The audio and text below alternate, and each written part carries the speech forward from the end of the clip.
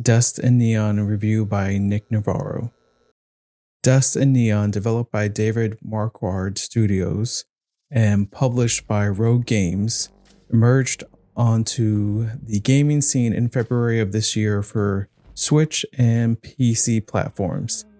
Now with its release on PlayStation, I finally got around to having this game transport me into a post-apocalyptic Wild West where you play as an expendable but cool looking gunslinger on a quest destined to be filled with endless gunfire.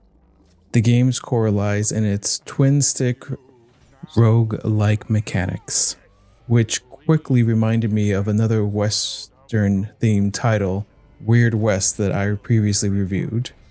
Twin-stick shooter games aren't generally my cup of tea, but every once in a while, it will scratch a very specific itch that will get me addicted for a period of time. Does this title get me back into that sort of addiction? Not quite, but that doesn't mean I didn't have an awful time playing it. Immersed in a world transformed by apocalyptic turmoil, the game boasts a unique and stylish cel-shaded art design. While its graphics may lack intricate details, the game compensates with an art style that quickly captures attention and stands out. The game's array of weaponry is nothing short of impressive, offering nearly 2,000 unique revolvers, shotguns, and rifles. This diversity in the gameplay keeps the repetitive shooting nature of the game dynamic and engaging by always continually adapting to new weapons to an extent.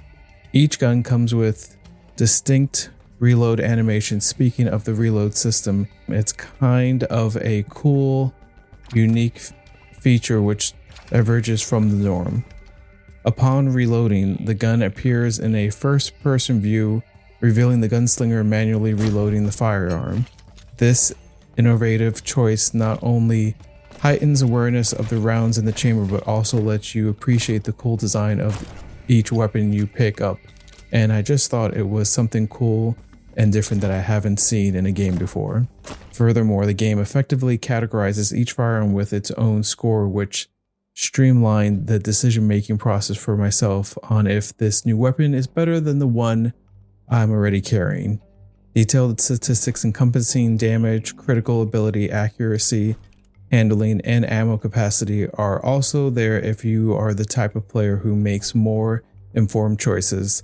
The twin stick mechanics within Dust and Neon exhibit exponential smoothness and fluidity, since I can be rather picky with this genre. This was a factor that certainly wasn't an issue. The mechanics seamlessly merge with the gameplay, contributing to the overall fun factor. Complementing the weaponry are a myriad of temporary tonics, enhancing and altering players' ability.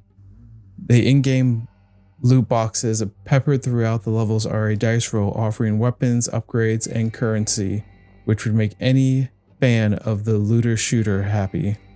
A notable aspect is the inclusion of a permadeath system where the demise of a gunslinger results in their permanent departure. Nonetheless, the game cleverly incorporates a mechanism whereby the mad scientist responsible for your creation prepares a prototype clone, enabling the continuation of the journey where the previous gunslinger left off.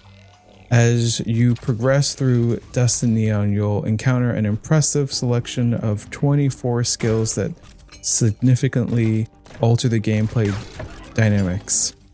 So that's all well and good, but despite the vast array of weaponry and skills, the core gameplay can only do so much for me, and there will be many times where the feeling of repetition was beginning to engross me. While the loot-based progression is typically captivating, this particular implementation didn't resonate as strongly with me as I was hoping. The game's expansive world occasionally falls into patterns, leading to a sense of monotony as similar assets frequently populate the screen and that cool cell shaded style slowly begins to look less impressive. The plot, though whimsical and secondary to the game's aesthetic, does add to the charm, and it's clear that the game doesn't take itself too seriously, which adds to the overall fun. I also need to bring up the boss battles real fast. They are a highlight of Dust and Neon. Boast creative designs that are just tough enough to give you the sense of accomplishment once they are taken down.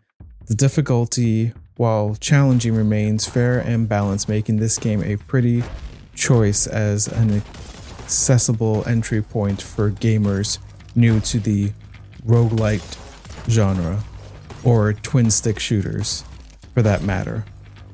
In essence, Dust and Neon does a lot right and some things not as much, but the experience set against a post-apocalyptic Wild West backdrop was a decent time spent.